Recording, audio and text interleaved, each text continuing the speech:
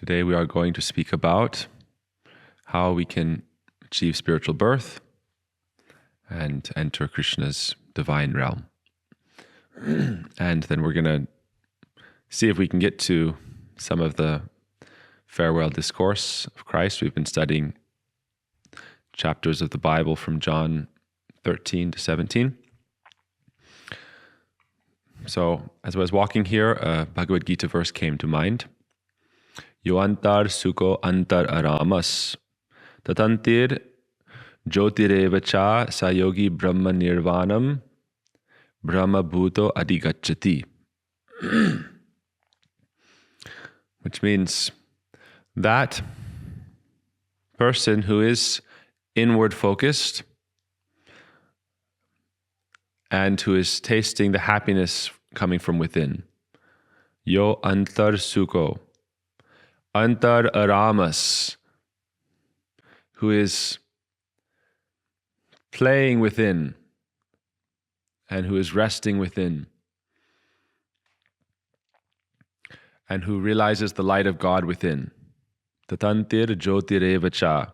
Such a person achieves the supreme destination beyond material life and samsara, birth and death. They achieve the transcendental platform. And then the method for that, to find that inner happiness, and to find that inner joy, and to play with God within, and to find the light of God within. In Bhagavad Gita 14:26, there's a verse. Mam chayo vyabhicharena bhakti yogena sevate sagunan samatityaitan brahma bhuyaya kalpate. How can we achieve the spiritual platform?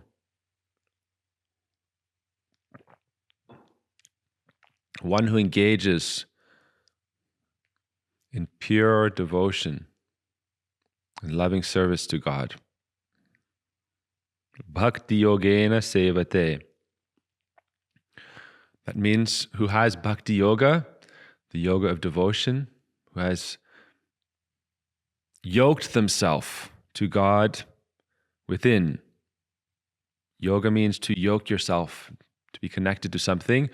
And there are different yogic processes: Kriya Yoga, Hatha Yoga, Dhyana Yoga, Karma Yoga, Jnana Yoga. But Bhakti Yoga is how we yoke ourselves to God with devotion. And that process is how we become blissful within. Yo antar sukho antar aramas tatantar jyotireva cha sa yogi brahma nirvanam brahma bhut adigacchati. That is how a yogi is connected to God within and realizes his transcendental nature. Becoming situated in that, he enters the spiritual realm of the Lord. So these are two meditation verses, and we're going to discuss some text from Christ's teachings. In our tradition, as we learn from our gurus, Christ himself was a student of the sages and mystics of India, and he received God's desire to spread his message to the world.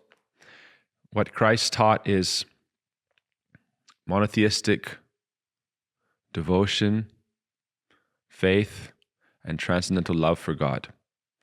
And that is the same teaching taught in the Vaishnava traditions, how we can develop devotion to God, how we can develop faith and love for God, and how can we realize our relation with God, and how can we enter God's kingdom. And because he spread this teaching in the West, he made it very simple for people of any class. This is another corollary between Vaishnavism and Christianity. Excuse me.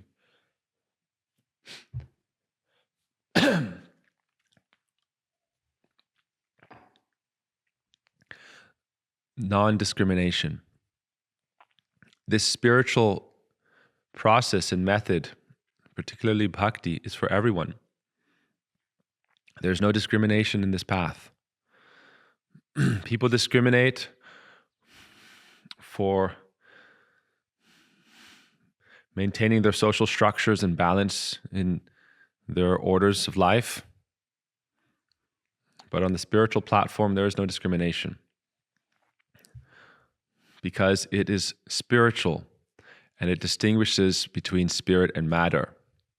That is the only discrimination. What is spirit and what is matter? And those who understand the nature of spirit no longer are attached to matter and bound by karma. They become liberated from karma, fruitive results. That process can be done through jnana as well. It is described in Gita that when the fire of transcendental knowledge enters your being, then you are no longer conditioned to material life, you transcend it. Because you realize that I am not this material body and I am not the doer. My soul is part and parcel of the divine. And you receive and act upon God's desire and will, not your material desires that you project upon the world. So, how can we enter that spiritual platform? Bhakti yoga is the best method because the result of bhakti devotion is pure love, which is what everyone is seeking. We can transcend karma through jnana. Jai, very nice. Haribo, Radhe Radhe Prabhuji, Jai. Beautiful. Have a seat. So, Bhagavad Gita, these two verses. Many people approach the Absolute through wisdom and knowledge. Krishna says in the Gita, he reciprocates with us according to our desire and nature. So for those who approach him with devotion and love, they receive his infinite love and they become yoked in a transcendental relationship of pure love on the spiritual platform. But I wanted to talk about this important concept of antar sukh and antar aramas. When I was walking here just to give class, I had spoken just a couple hours ago, let's speak about spiritual birth and how to enter the spiritual dimension. But I hadn't prepared anything. But as walking up here, this Gita verse came to mind because this is how it's guiding us towards that inner path. Antar sukho antar aramas, tatantar jyotirevacha. There's a few things to consider here. One is that it is blissful. It is joyous. And therefore, when you enter into it, you are no longer disturbed by material duality of the external world. And you no longer struggle for your spiritual life. Your spiritual life becomes a blissful celebration of love, because you have connected with God within in a loving relationship. So Krishna is speaking about this in the Bhagavad Gita, and he recommends this as the supreme path. And he says, of all yogis, my bhakti yogi is the best. God is very merciful, as we have described. You can achieve liberation through different paths. And there are those in the liberated platform who are not yoked to God with love and devotion. They're simply absorbed in the bliss of impersonal light and freedom from suffering. But that does not directly please and satisfy God's desire for love, which is his nature. But those souls who search for him within and discover the joy of God within as part and parcel of their being, as the life of their life, then God is satisfied by their love and bestows his infinite love. So this is what Krishna is recommending in the Gita. Therefore, in the end, he recommends this, and he says, give up other things and simply develop love for me. And he says, have no fear of sin. He said, I will deliver you from all inebrities of material life. Have no fear. So how can we develop that inner spirit? Bhakti yogis have no discrimination. They don't care You are young or old, man or woman, any race, any nationality, because it's not calling to the material body. Spiritual systems based off of morality and social customs discriminate. You are good, you are not good. On the spiritual platform, everyone is good. Every soul is part and parcel of God. In the Bhagavad Gita, chapter 16, Krishna talks about the divine and demonic natures. But those are also, if they are found in the body as expressions of the mode of goodness and the mode of ignorance and the mode of passion, they are also temporal. And therefore the saints also do not discriminate upon such beings. They see everyone as on their spiritual journey. Therefore, in this age particularly, Lord Chaitanya taught supreme mercy. It is described that Lord Chaitanya and Lord Nityananda, Godhead and the Servitor Godhead, they are the supremely merciful incarnations of this age who do not discriminate. Parama Kuruna Pahudvija Nitai Gaura Chandra Sab Avatar Shara Shiromani Kevala Anandakand. They are so overwhelmed with bliss, they have no time to consider good or bad, any of your faults. Ganaite dosha gunalesha napobe jhavatuhu kurubi vichar. If we examine ourselves, our material condition, we can see so many faults. But the realized soul, the liberated soul, and God Himself only sees goodness. Not goodness, pure goodness. Shuddha Sattva. Shuddha Sattva means pure goodness on the transcendental platform. That is where the soul is present and resides. But it is only misplaced desire through which we experience the dream of material life. According to our inclination, God fulfills that because He has bestowed upon us eternal free will. We have free will, therefore we can be within this material realm and experience the joys and sorrows of conditional life in bondage. But even so, the soul is spiritual. And so it is never truly bound. Therefore, it is only an illusion. The bondage is illusory. The bondage is Maya. And when you learn to look within through devotion to God, you realize your relationship with God. There is no more bondage. I'll give you a funny example. We haven't told a funny story for a while. All right? Lighten the mood a bit. One farmer had a donkey, and he took him to a far-off place to collect firewood. When he reached there, he had to spend the night, and he was worried that when he was sleeping, the donkey would wander off. And there was one sage nearby, and he lamented to the sage, saying, I lost my rope to tie the donkey so he can wander off. And the sage said, no problem, make the motion of binding the donkey to the tree. He is so conditioned to bondage that he will feel like he is bound.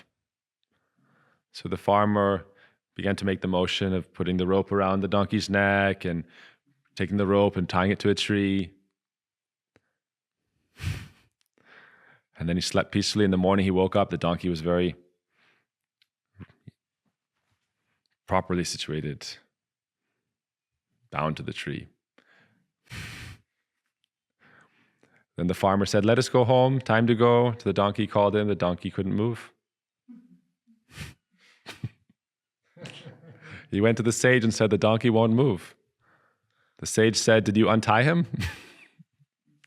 He said, oh, I forgot to untie him. He said, go untie the donkey.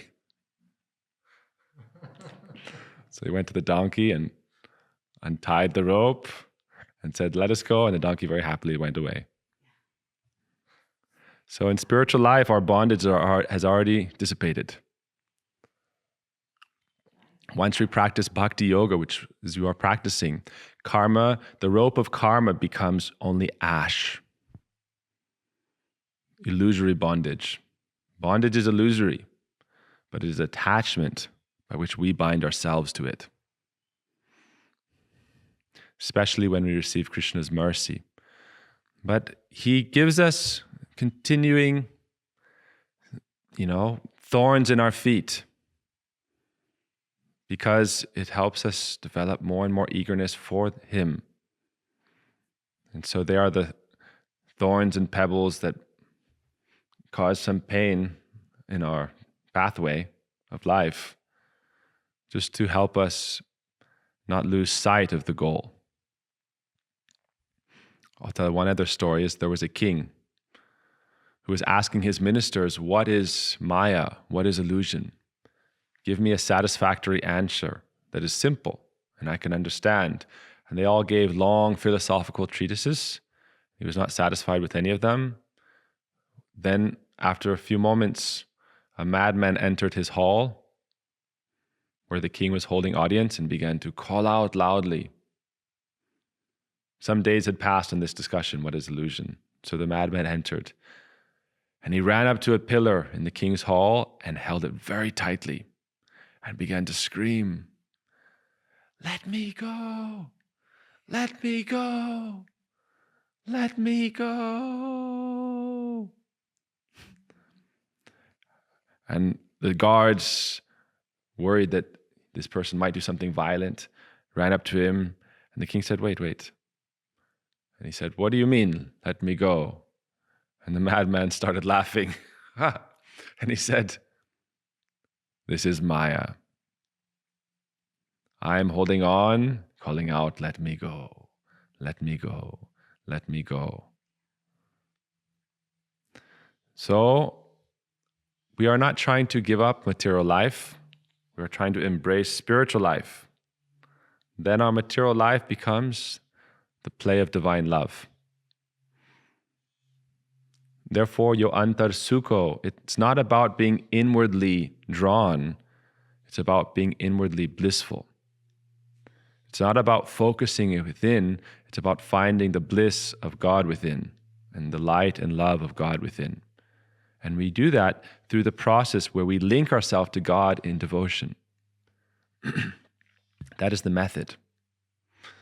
And Prahlad Maharaj recommended that the best method to link yourself with God, with love and devotion, is to chant his names with that desire for his love, praying not only to him, but to his associates who have pure love for him, to the Supreme Goddess who is the embodiment of pure love for him, then to hear about the descriptions of his beauty, his qualities, his sweet activities, his associates, his sweetness, to begin to remember him.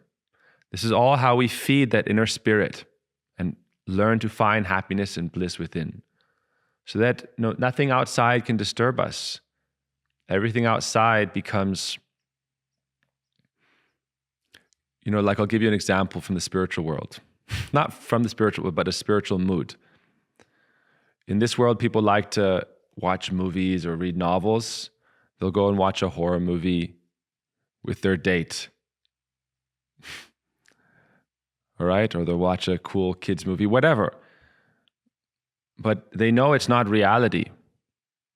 It's a rasa, it's a flavor, it's a mood, it's an experience. So they'll go and do it.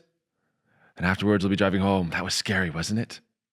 They didn't actually experience suffering or pain, but it's a drama. Those who are on the spiritual platform experience the drama of life like a movie. That they have their role in and they are witnessing, but they aren't considering themselves the doer in. Because they know that the spirit is something divine and transcendental to it. What we are playing in life is just a character, a role, a personality. But what is our spiritual personality? What is the nature of our spiritual being? And what is the nature of our love and relationship with God, who is the life of our life, the self of our self, our dear most beloved? That is found through the process of bhakti yoga, specifically to hear about him, to call out his names with love, to remember him, and to pray, to offer prayers. This is devotion, to offer prayers of love to God. Not for material reward, not for vanquishing your material foes, but to link yourself with Him in love and in devotion. That link is called prem, love. Because God exists and we exist. In Bhagavad Gita, the 2nd chapter, Krishna says, Na tvevaham jatuna sang na tvam neme janadipa na chaiva na bhavishyama sarve vayang ataparam.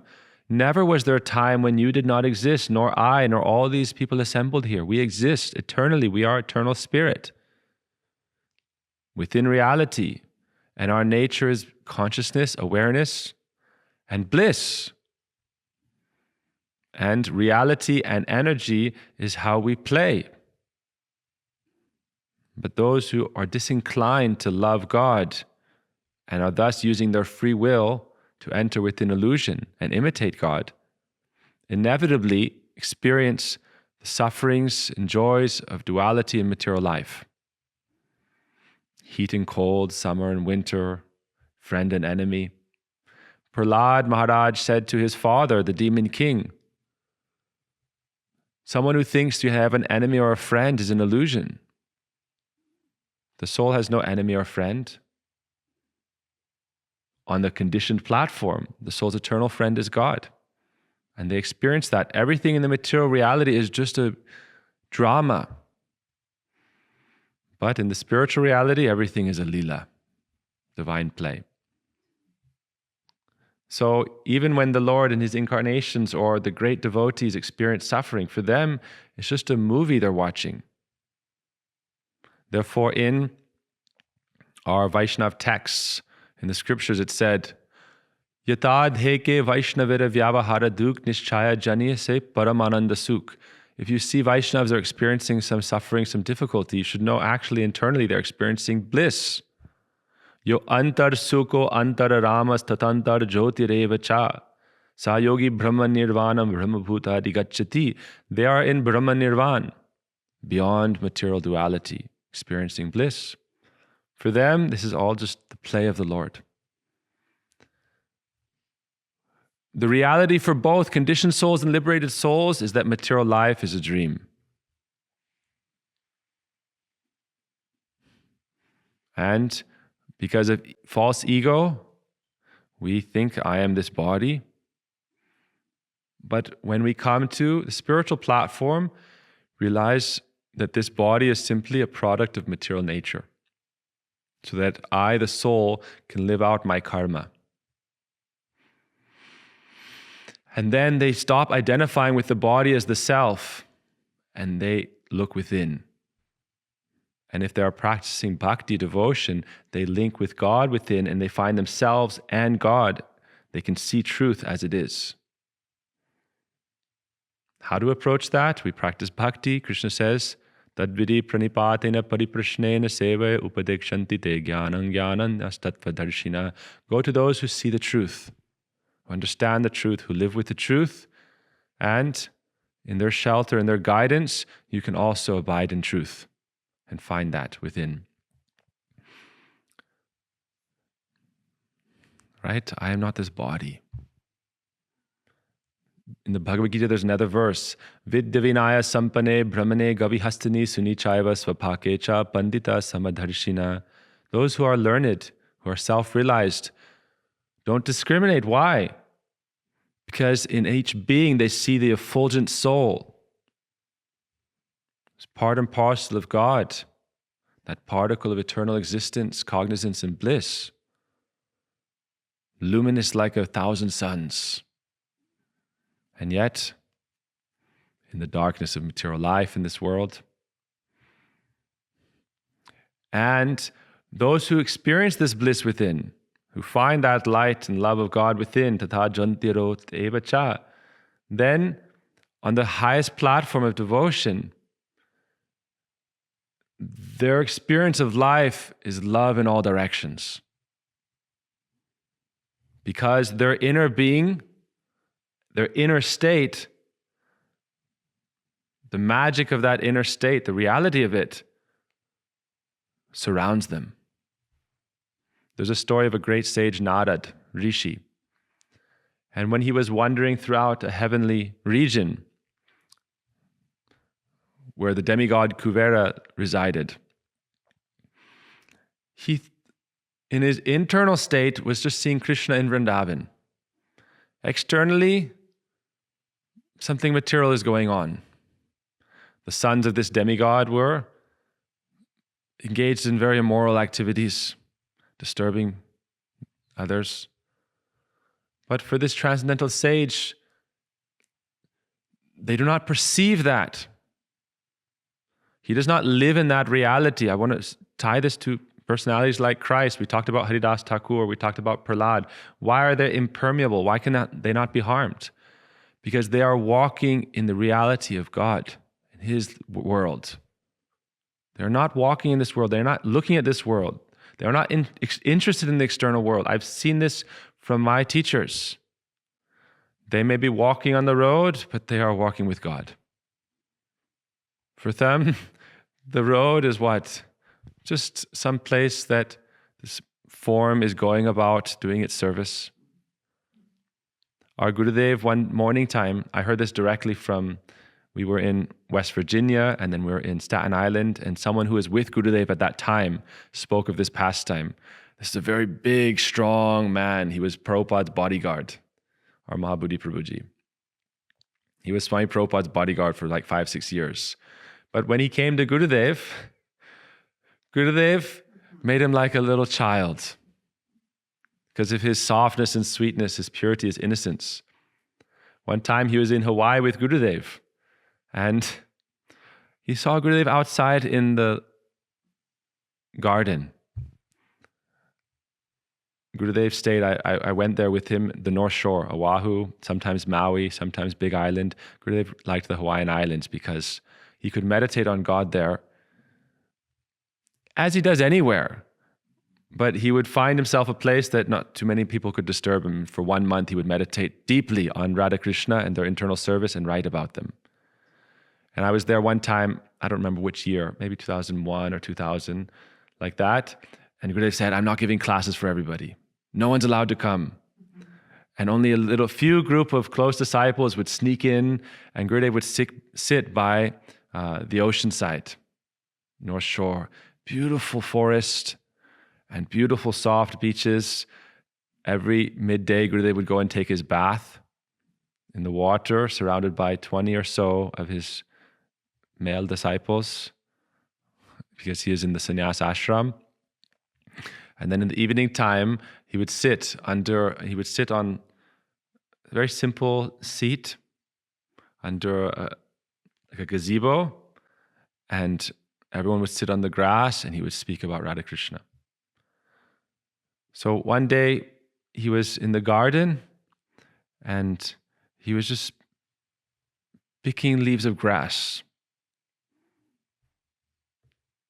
as if absent-minded. And 10, 20, 30 minutes, 40 minutes were passing, and everyone was busy inside with their duties, morning time. And Gurudev is there picking leaves. And so this one fortunate disciple got to be near him and observe. And when Gurudev came back to some external awareness, he smiled and they had some discussion.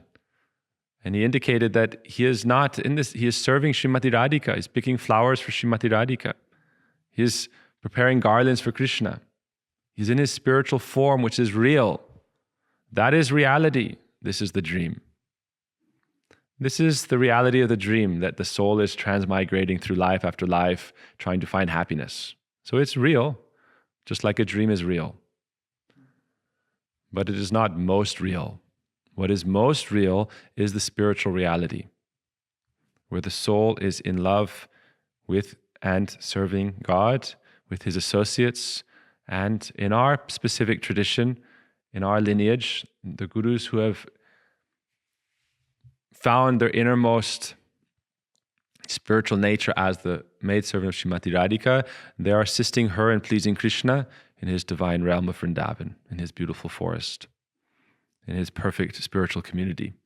So Gurudev said like that, Similarly, on his morning walks, he would go and we think, oh, Gurudev is walking. And they would ask questions. What about this? What about that? What about this person? What about that politics? What about this situation? What about this group? What about that group? Oh, what about these people who are disturbing this? What about these people? What about the wars over here?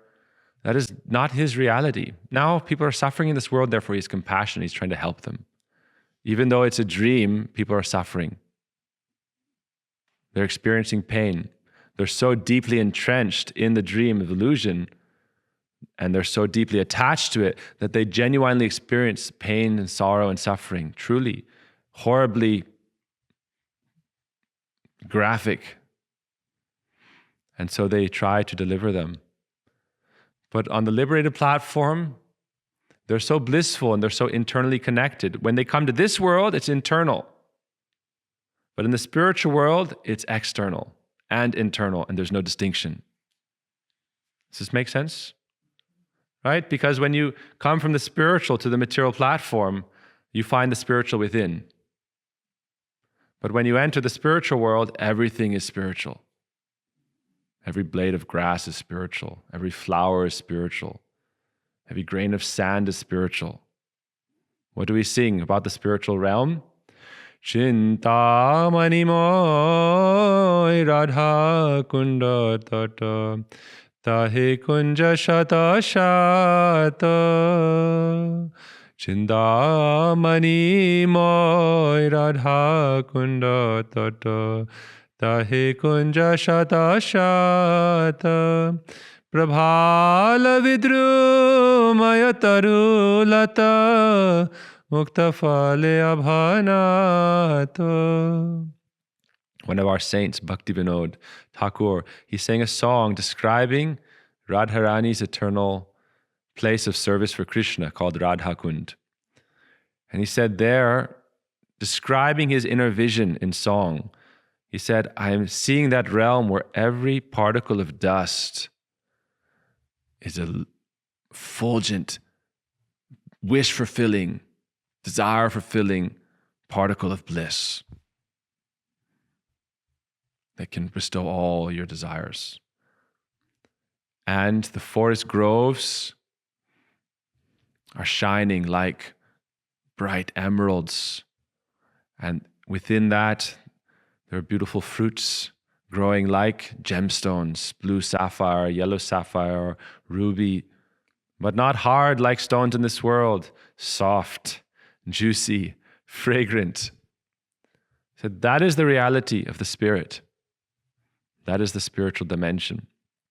Prabhala vidrum maya tarulata mukta fale abanata. And he said, that is where I am present. Therefore he says, Swananda shuka da kunja manohar tahate kutira shobhe bashiyatatai gabo Krishna nam kabe Krishna dhasya lobhe. So the Guru is in this world with this form through which they serve and preach and teach in the world. But in the internal dimension in this world and in the spiritual dimension, what are they? Where are they? What are they doing? Only those who studiously chant their Guru mantras with desire for relationship can discover that inner realm and then can enter that spiritual realm. So therefore, when we chant Guru mantra in the morning time, we don't only meditate on the external form of Guru. As we develop qualification, we learn to meditate on the spiritual form of Guru in their spiritual aspect. So whether they are Krishna's friend, whether they are Radhika's assistant, but many of or most of the Gurus in our line are in that spiritual dimension, the assistants of Srimati Radhika, experiencing her bliss of love with Krishna and offering their love. And Krishna is that transcendental sun whose light is illumining all souls. All lotuses are blossoming, not one lotus, unlimited. And Srimati Radhika is the lake of divine love, the abode of transcendental love. And all the rasas are present there. And Krishna Raso Vaisaha, the enjoyer of all transcendental mellows, is playing within that lake. Therefore, our gurus are present in that state. And we try to enter that state. That's why as we advance in spiritual life, we become disinclined to material affairs. In the beginning of spiritual life, there's a battle raging within. Transcendental tug of war. Matter is pulling us through our conditioned habits. You imagine the soul has been transmigrating through species of life since time beyond our calculation. That habit of material life means the donkey is tied to the tree. And you come to Guru and he unties you. But you're so habituated to being bound, you think, I'm still bound. Ek Krishna naam kare sarva papanas. One time chanting Krishna's name, all sin is destroyed. The bondage of karma is cut. Karma, the ropes of karma which bind the conditioned soul are burnt. So it looks like you're bound. The rope is on me. It's just ash. You lift your arms, it disintegrates and falls to the floor. Why?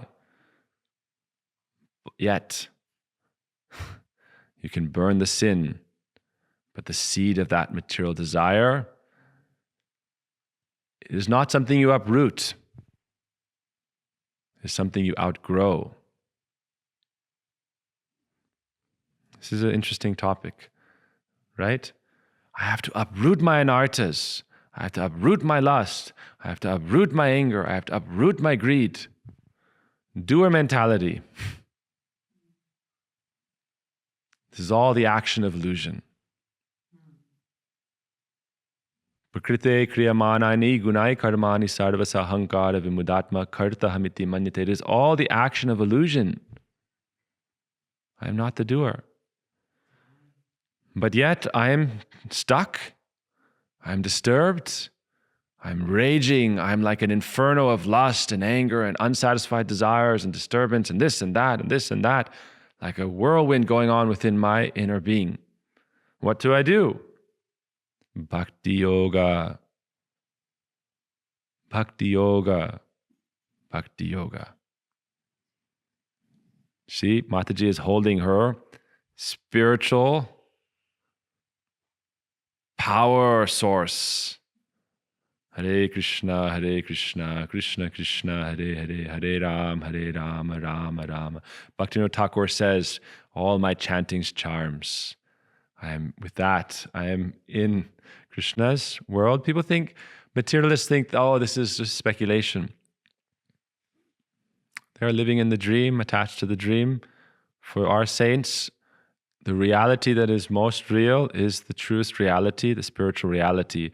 The material reality is simply the projection of illusion. Just the dream, just darkness. So,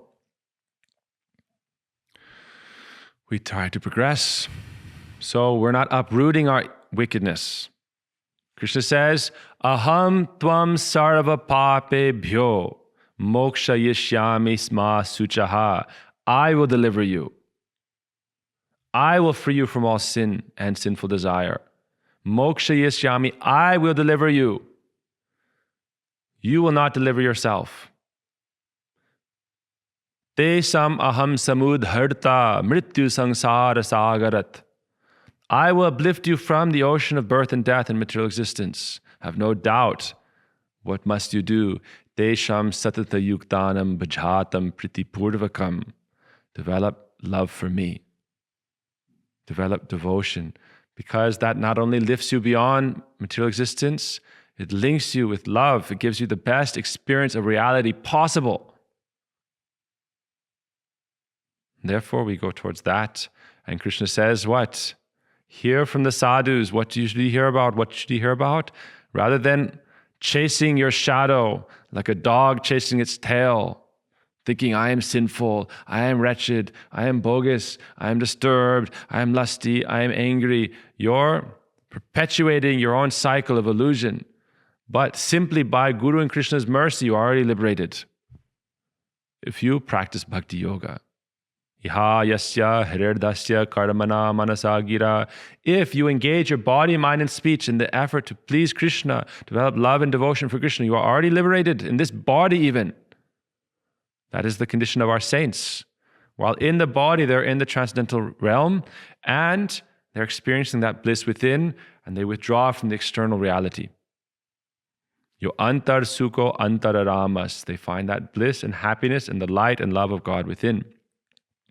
And vikriditam vrajavadubiridam cha vishnu shradhanvito anasuyat atavarnayadhya bhakting parang bhagavati pratilabhya kamam hridrogam asu apinoti achirena dhiraha. Rather than trying to uproot their wickedness, they leave that in the hands of God, and they hear about his transcendental loving pastimes with his own associates in his own realm. This is our process. Not as the doer, but as the receiver. Going away from that Purush doer mentality to receiving grace. Then we can find that bliss within. Hare Krishna. So, what should we do next? You want to do some kirtan? You want to read a few verses? Let's see, huh? Okay, let's read a few verses. Christ himself, people are thinking he is being crucified, and this is true. He is on the cross. But our gurus would say, why are you worshiping him on the cross? This is how you want to see your guru. It's how you want to see your God, the Son of God, the Servitor Godhead, eternally on the cross.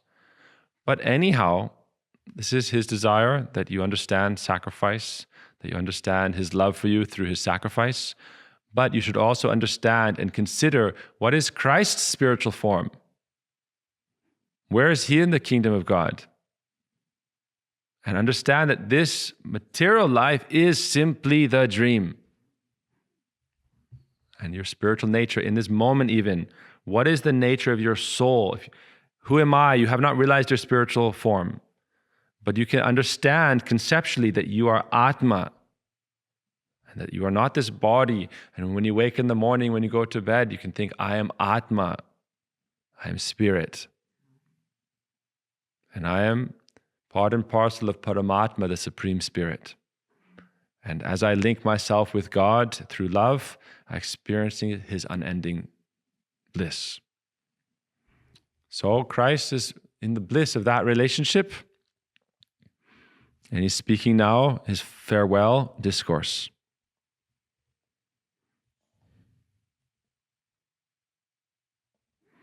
Chapter 15. The consolation and mutual love between Christ and his members. Comfort in the hatred and persecution of the world.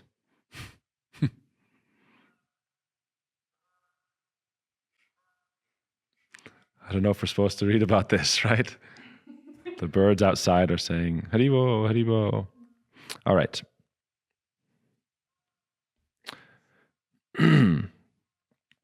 What do we hear from our scriptures?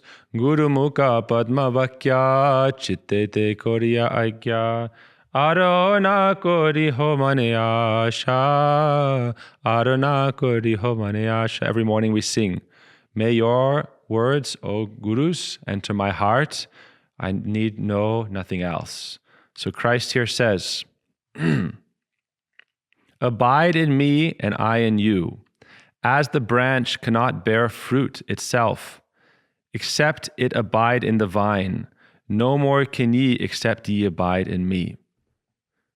I am the vine, and you are the branches.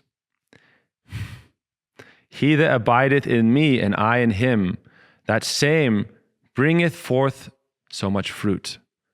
Without me, what can you do? In our line, what is the idea of a vine and branches and flowers bring to mind? We understand that, right? But I'm not saying it's the same thing exactly, but there's an inner connectivity. When you align yourself with the Lord's transcendental potency, where this kind of reality occurs. There is no longer separation because you are linked through love and devotion and that loving service. So the gurus in that realm, they're all expansions of Srimati Radhika and her desire to please Krishna. Therefore, they're all called like the blossoming buds on that creeper of her love. She is the vine, and every maidservant or every devotee, every pure soul there is the flower blossoming on that vine, the flower of her blossoming love, separate and yet one. If a man abide not in me, he is cast forth as a branch and is withered. What have we talked about the last 4 days? I haven't actually read up to this point, but what is it? The lotus outside the lake withers. You cut yourself off from the branch of Guru and you wither. And men gather them and cast them into the fire and they are burned. Krishna showed Arjuna the universal form, and all beings in that battlefield, in that place, were entering into the form of causal dissolution, of death. Why? Not connected to the branch. Branch means sampradaya vihinas ye mantraste nishvalamata Shri Brahma Rudra Shanaka Shitipavana. Those who are not connected to a lineage, not only Guru, but to the bona fide lineage. They are not connected to the branch. They burn in material life. All right? If ye abide in me and my words abide in you, ye shall ask, what do you will? And it shall be done unto you. Right? What have we been talking about? How to meditate on Guru's desire, Krishna's desire, and to try to fulfill that. In that way, you come into the service of the Supreme Potency, Srimati Radhika, because that is her nature, to please and satisfy Krishna's desires. And that is the definition of bhakti. To engage all of your senses, free of material designation, free of discrimination. I am this, I am that, anything material. I am only spirit, soul. I love you. I am, as the power of my love, I wish to fulfill and please you. That is called Swarup Shakti. That desire, when it appears in the soul, it's like a ray of light of the divine potency, Srimati Radhika. So when we chant Brahma Gayatri, Bhargo Devasya Dhimahi refers to that sunlight, which is her divine love, divine potency, and that divine desire. Right? That is Shuddha Sattva, that is transcendental substance, that is Swarup Shakti, that is Bhakti. And it manifests from the spiritual world. Therefore, Guru and the rays of the sun, that is her nature, entering the conditioned soul and developing their relationship with God and awakening their desire to please and love God. As the Father hath loved me, so have I loved you. Continue in my love. Herein is my Father glorified, that ye should bear much fruit, and so shall ye be my disciples. If ye keep my commandments, you shall abide in my love, even as I have kept my Father's commandments, and I abide in his love. This is called Krishna Seva Vasana, the desire to serve God. We've been talking about this for a few days. When I wake in the morning, I am that bright Atma. And as that effulgent Atma, with the power of God's energy, not my energy, I am not the doer. We are either acting upon the material energy or the spiritual energy. I, or soul, without God's energy cannot do anything. Therefore, I am not the doer. I am either acting upon Maya or the external energy, or Srimati Radhika's transcendental energy. And the external energy is also her transformation, but it leads to suffering. If you keep my commandments, you shall abide in my love, even as I have kept my Father's commandments, and I abide in his love. These things have I spoken unto you, that my joy might remain in you, and that your joy might be full. Yo antar sukho antar aramas tatantar jyotireva cha sa yogi brahma nirvanam brahma bhuto adhigacchati. This is my commandment, that you love one another as I have loved you. Greater love hath no man than this, that a man lay down his life for his friends. This is what Christ did himself. And who were his friends? The whole world. Complete the extreme of non-discriminative love for all beings, not looking at the sin of any man. When they wanted to stone the adulterer,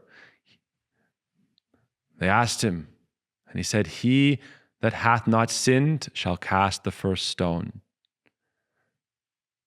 This is all material body. And the soul is conditioned. That is sin, that we are bound in illusion and suffering. That is real sin. Means, what is sin? From this understanding, you can think of sin as an unsavory, unsatisfactory state of life. The state of illusion.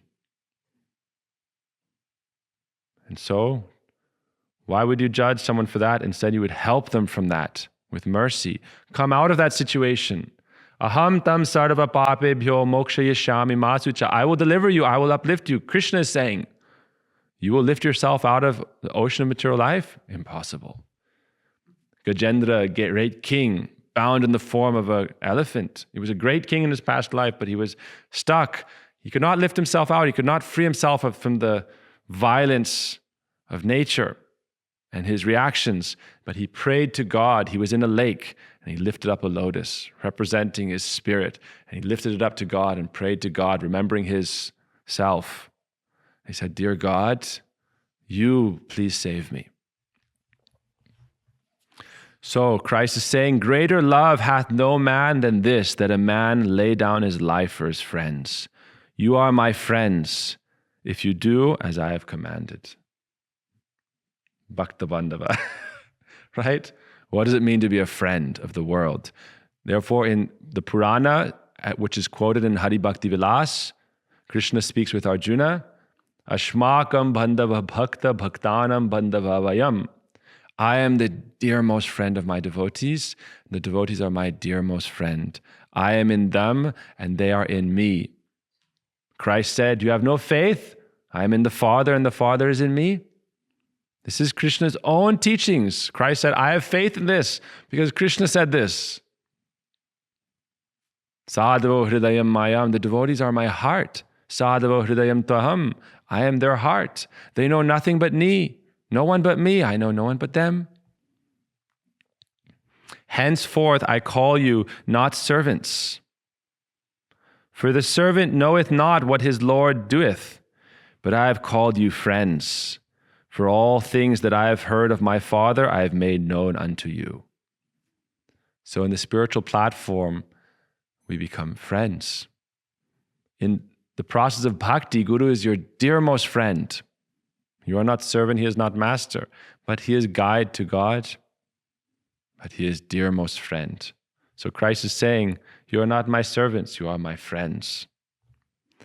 You have not chosen me, I have chosen you, and I have ordained you, that ye should go forth and bring forth fruit, and that your fruit should remain, that whosoever ye shall ask of the Father in my name, he may give it to you. This is the principle of the Holy Spirit. Right? If you are connected to the lineage of gurus, and then you follow their commandment, you become his friend. That means his partners in his transcendental service. As servants, he is serving you, helping you, delivering you. But when you come to the platform of friendship, you can participate in his service, in his lila of helping people in this world.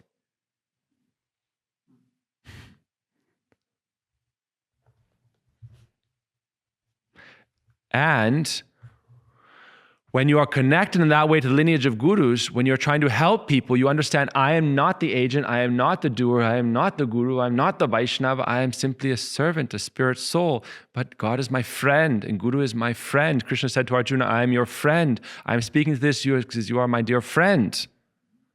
And he said, whoever you give this message to and help them, you are extremely dear to me for helping anybody out of this suffering. And you understand that it is that spirit of God, that Holy Spirit that is helping people. And you are not the doer. That is called Guru Parampara. These things I command you, that ye love one another. He said it again.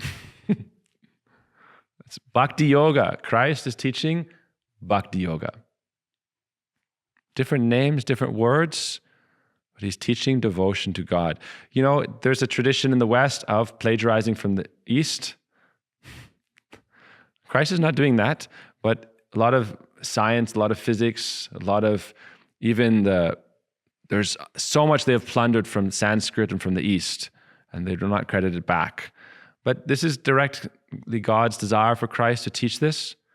But what we are revealing here is that these concepts are coming from, to call it even Indian is not appropriate, because it's transcendental. So it is God's own desire, God's own will. It goes throughout the whole world. It is Sanatan. It is an eternal dharma. It is Bhakti Yoga is an eternal dharma. Sanatan Dharma includes Jnana Yoga, Kriya Yoga, Hatha Yoga, all the yogas.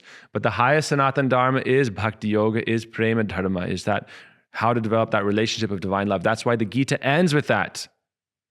Manmana bhava mad bhakto madhyaji mam namaskuru mame vaishyasi satyam te. Develop love for me. Meditate upon me. You will come to me. Have no fear. I will deliver you. 1866. Give up all other activities, all other dharmas, and simply meditate on me. Come to me. I will deliver you. Have no fear. If the world hate you, know that it hated me before it hated you. If you were of the world would love his own. But because you are not of the world,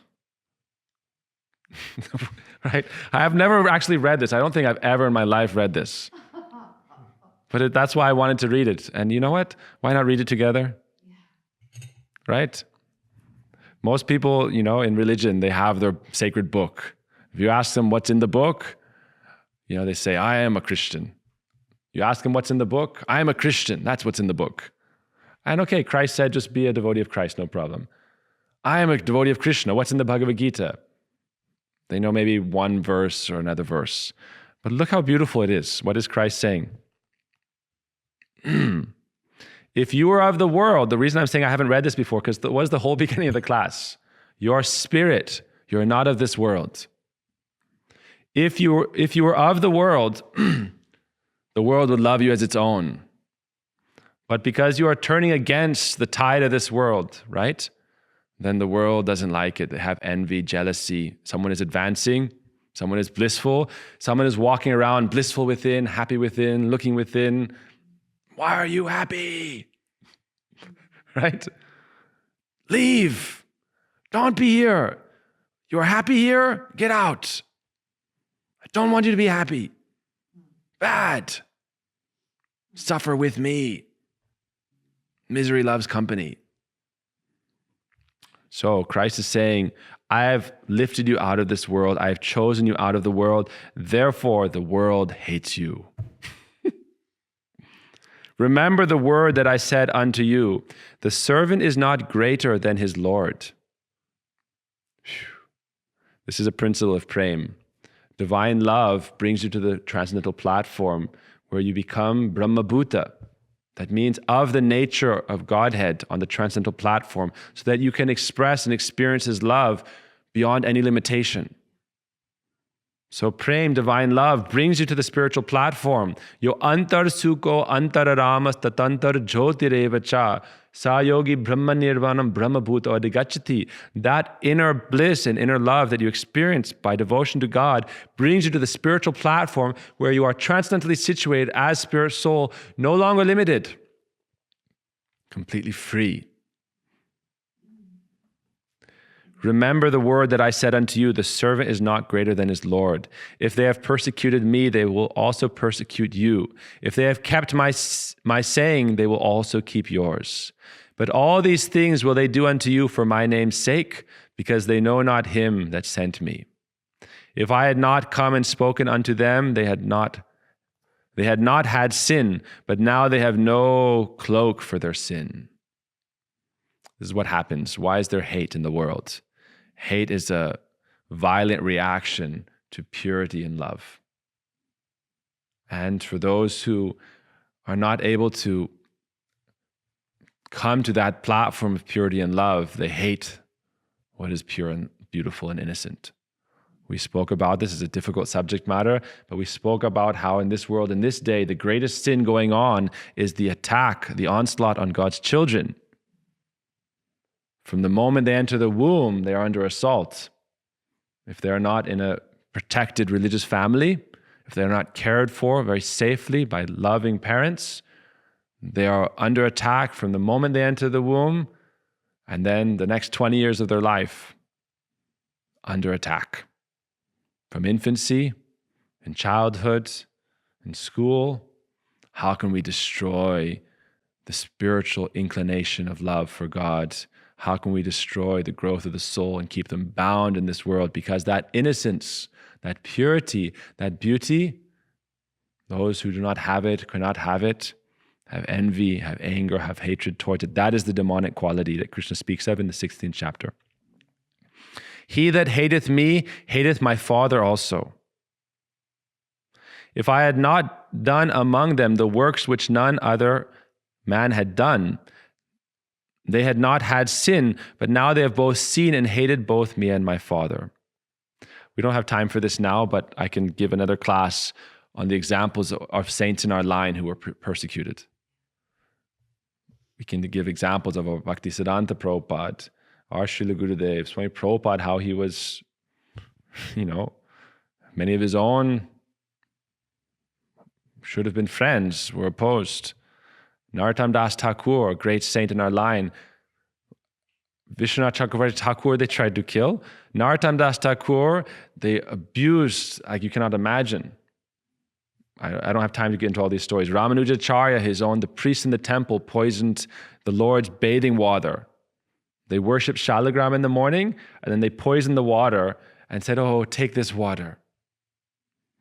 And then when that did not work, because it fell out, and some animal took it and died. And then another time, they poisoned the offering, the food. Imagine. They poisoned the food and gave it to him. And the wife was very simple-hearted and understood the wickedness of her husband, the priest, and told the servant of Ramanujacharya, the guru, "I think today you should give the food, a little bit of it to the dog first." And the dog was liberated. But you see this wickedness. So, this cometh to pass, that the word might be fulfilled that is written in their law. They hated me without cause. But when the Comforter has come, whom I will send unto you from the Father, even the Spirit of truth, which proceedeth from the Father, he shall testify of me. And he shall also bear witness, because ye have been with me from the beginning. All right, so these things have I spoken unto you, and you should not be offended. I'll stop with this. This is the first verse of chapter 16, where Christ comforts his disciples against suffering, tribulation, with the promise of the Holy Spirit. What we've been talking about. So we'll have to continue. I don't have to continue these specific topics, but if you're interested, I said my guru in India, he spent some months going over the Christian teachings, because for them, it's like seeing Krishna's play in different forms. and they appreciate it, and you see the lover of God present. Bhaktivinoda Thakur would say, those who can only see love of God in their religion do not know love of God. They are ignorant. He spoke like that. So our gurus also teach us to understand God in that open-minded fashion. And this is very important for us. So we are followers of Lord Krishna. We are devotees of Lord Krishna, aspiring servants of Sri Radha, Lord Chaitanya, our gurus. And we learn and appreciate from this great tradition of Christianity, which is based on devotion, love for God, faith, understanding of the importance of guru and the lineage, and understanding also to not have the doer mentality, understand it is God the Father who is doing his work, and we are simply his servants. And then we can become his friends, from dasyaras to sakyaras, from service to friendship, from friendship to pure love. So that is what is available for us.